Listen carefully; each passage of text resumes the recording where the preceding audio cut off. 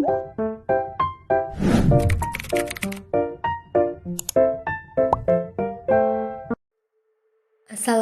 warahmatullahi wabarakatuh.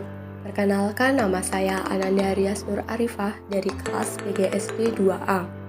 Pada video kali ini, saya akan menjelaskan materi tentang morfologi dalam mata kuliah Bahasa Indonesia.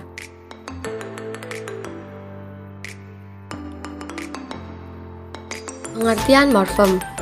Morfem adalah kata dasar, imbuhan atau afiksasi, kata depan, kata hubung, pengulangan atau reduplikasi, penggunaan partikel, kata majemuk, dan lain-lain. Atau biasa disebut dengan bentuk bahasa terkecil yang tidak dapat dibagi menjadi bagian yang lebih kecil. Ciri-ciri morfem yaitu yang pertama adalah mempunyai makna, dan yang kedua adalah tidak dapat dibagi lagi menjadi bagian yang lebih kecil, karena makna yang terkandung di dalamnya akan hilang.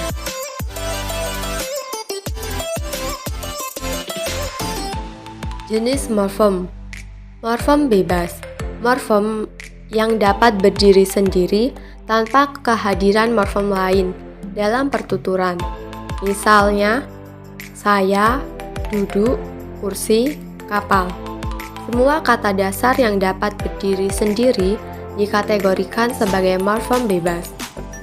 Morfem terkait adalah morfem yang harus melekat dengan morfem lain atau morfem yang tidak dapat berdiri sendiri. Misal, henti pada kata berhenti atau memberhentikan. Cantum pada kata tercantum atau mencantumkan. Morfem gramatikal adalah morfem yang jumlahnya terbatas dan berfungsi sebagai penghubung di antara morfem leksikal. Misalnya, dan, yang, dengan. Morfem leksikal adalah morfem yang jumlahnya tidak terbatas dan sangat produktif, mencakup kata penuh dan afiks atau deveratif. Semua morfem yang dapat berdiri sendiri atau memiliki makna leksikal disebut morfem leksikal. Morfem segmental adalah morfem yang terjadi dari fonem segmental. Morfem suprasegmental adalah morfem yang terjadi dari fonem suprasegmental.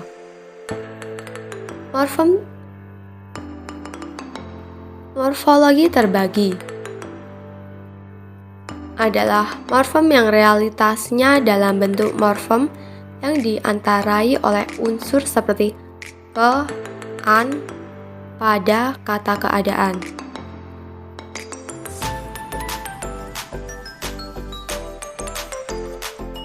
Proses morfologis. Yang pertama ada afiksasi. Prefiks awalan.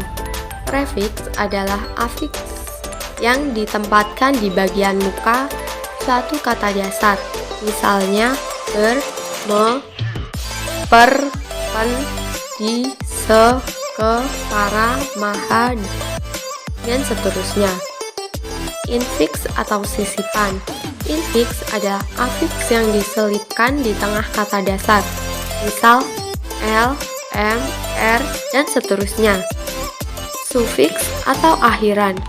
Sufiks adalah afiks yang digunakan di bagian belakang kata, misal an, i, kan, nya. Konfiks atau gabungan prefiks awalan dan sufiks akhiran. Konfiks adalah gabungan afiks yang berupa prefiks atau biasa disebut dengan awalan dan sufiks biasa disebut akhiran, yang merupakan satu afiks yang tidak terpisah. Artinya, afiks itu muncul secara serempak pada morfem dasar dan bersama-sama membentuk satu makna gramatikal pada bentuk tersebut. Misal, per, an, pe, an. Yang kedua ada reduplikasi. Pengulangan keseluruhan adalah pengulangan kata dasar bebas tanpa penambahan apapun. Buku tambah buku, buku, buku. bermakna banyak atau bervariasi. Lari tambah lari, lari-lari, bermakna kegiatan yang berulang. Pengulangan sebagai parsial. Pengulangan sebagian berbentuk fisik, morfem dasar. Bagian yang diulang bisa bagian awal maupun akhir.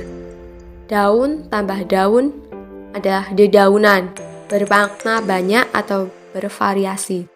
Tua tambah tua sama dengan tertua, bermakna banyak atau bervariasi. Pengulangan dengan perubahan fonem atau perubahan bunyi. Pengulangan yang menyebabkan morfem dasar mengalami perubahan fonem. Umumnya perubahan terjadi pada bagian kedua. Sayur tambah sayur sama dengan sayur mayur. Fonem S berubah menjadi M.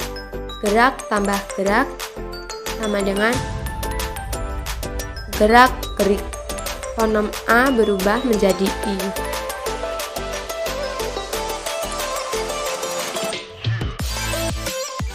Pengulangan berimbuhan adalah pengulangan kata dasar secara keseluruhan dengan menambahkan afiks baik pada bagian pertama, kedua maupun keduanya.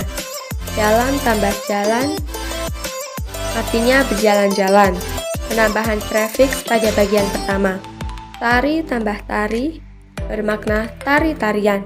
Penambahan sufiks pada bagian kedua. Pengulangan semu seolah-olah terlihat sebagai pengulangan. Pada kenyataannya merupakan kata dasar yang memang bentuknya terdiri atas dua kata. Alasan lain mengapa dikatakan reduplikasi semu karena bentuk tersebut tidak bermakna banyak atau bervariasi dan suatu kegiatan yang berulang-ulang. Misalnya, laba-laba adalah seekor hewan bernama laba-laba. Kupu-kupu adalah seekor hewan bernama kupu-kupu.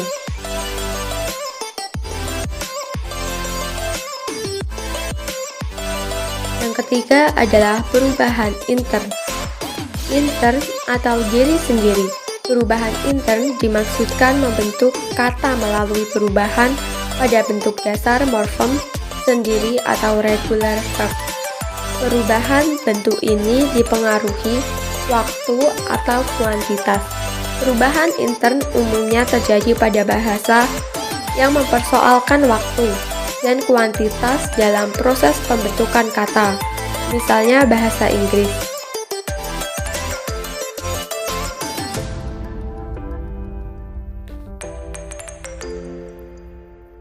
Yang keempat ada perubahan suplesi. Artinya adalah perubahan secara suplesi tidak mempersoalkan kuantitas, melainkan berdasarkan perubahan waktu yang yaitu kini dan lampau.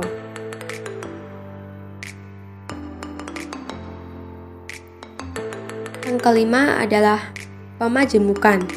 Ciri-ciri kata majemuk. Salah satu ciri kata yang paling mudah ditemui adalah tiap kata dasar yang membentuknya memiliki kedudukan sama, menghasilkan makna baru dari gabungan dua kata dasar tersebut, yang hasil maknanya bisa sangat berbeda dari kata dasar yang membentuknya. Tidak dapat disisipi adalah ciri kata majemuk yang utama, yaitu hasil katanya tidak bisa disisipi. Untuk membedakannya dengan frasa, cobalah membuat sisipan di antara dua kata dasar pembentukan dan lihat seperti apa maknanya. Ketika gabungan kata dapat disisipi tanpa mengubah maknanya, artinya gabungan kata tersebut disebut dengan frasa. Tapi jika gabungan kata tersebut berubah maknanya, berarti majemuk. Lalu, tidak dapat diperluas adalah kata ini tidak bisa diperluas dengan imbuhan berupa awalan atau afiks dan akhiran hanya di masing-masing katanya. Apabila akan memberikan imbuhan, harus disertakan gabungan kata tersebut sehingga memiliki makna. Posisi tidak dapat ditukar. Kata yang membentuknya bersifat tetap atau tidak bisa ditukar satu dengan yang lainnya. Tidak bisa ditambah dan disisipkan. Unsur kata majemuk tidak bisa ditambah dan dipisahkan.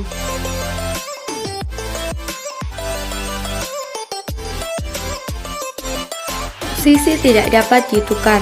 Artinya, posisi dari kata tersebut tidak bisa ditukar satu sama lain. Jika ditukar, maknanya akan hilang atau berubah. Lalu, tidak bisa ditambah dan dipisahkan. Unsur kata majemuk tidak dapat ditambah dan dipisahkan. Kata makna hati tidak bisa dipisahkan menjadi makna hati atau makan itu hati. Perbedaan kata majemuk dengan frasa. Kata majemuk adalah gabungan dua kata morfem dasar yang menghasilkan kata dengan makna baru. Frasa adalah satuan yang terdiri atas dua kata atau lebih yang menduduki satu fungsi kalimat.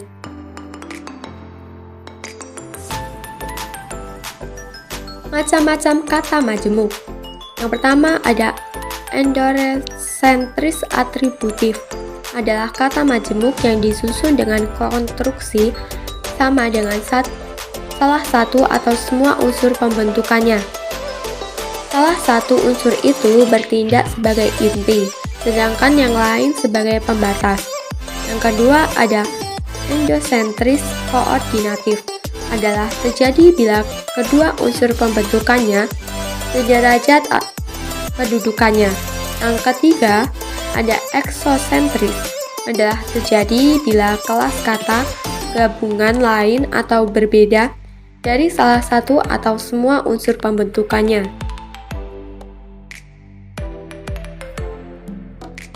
Selanjutnya ada tata cara penulisan kata majemuk. Penulisan kata majemuk dalam bahasa Indonesia di tiap unsurnya bila ditulis dengan dua cara, yaitu dengan cara terpisah dan dengan cara digabung. Bentuk kata majemuk yang ditulis secara terpisah di tiap unsurnya berarti disebut kata majemuk tidak senyawa. Sementara jika rangkaian bentuk dasar yang digabungkan ditulis gabung, disebut kata majemuk senyawa. Contohnya, ada kata majemuk senyawa: dukacita, sukacita, matahari, kacamata, sapu tangan, dan segitiga. Contoh yang kedua dari kata majemuk tidak senyawa ada kereta api, buah naga, rumah sakit, mata kaki, harga diri, dan sebagainya. Lalu ada makna kata majemuk. Yang pertama ada idiom. Kata majemuk berupa idiom adalah kata bermakna baru dengan arti yang melenceng dari makna kata-kata dasar pembentuknya. Contoh, harga diri, matahari, mata batin, terang bulan. Lalu ada semi idiom. Kata majemuk semi idiom berarti makna baru yang dihasilkan masih memiliki makna asli dari salah satu kata dasar yang membentuknya, tetapi makna baru yang dihasilkan mengalami pergeseran sehingga sedikit merubah arti. Contohnya ada rumah sakit, rumah singgah, buku tulis, tunan sabit, dan buku catatan. Sekian video dari saya. Apabila ada salah kata dalam penyampaian materi, mohon dimaafkan.